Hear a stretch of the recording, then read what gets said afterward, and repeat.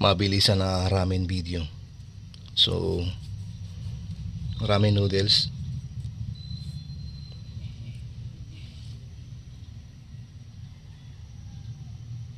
hindi pa kumukulo yung tubig. Tapos ramen broth, tonkatsu. Hintayin muna natin kumulo. So kumukulo na yung tubig, lagyan na natin yung noodles.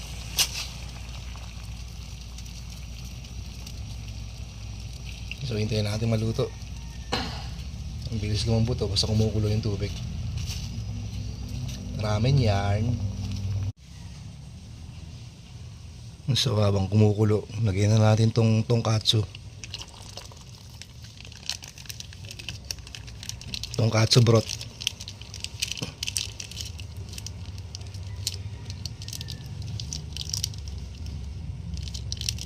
So mamantika talaga, oh.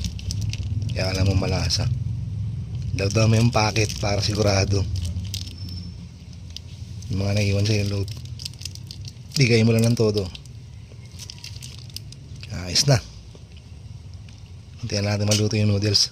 Mekos na lang yan. Parang laki may beef lang. Mabilisan na ramen, guys.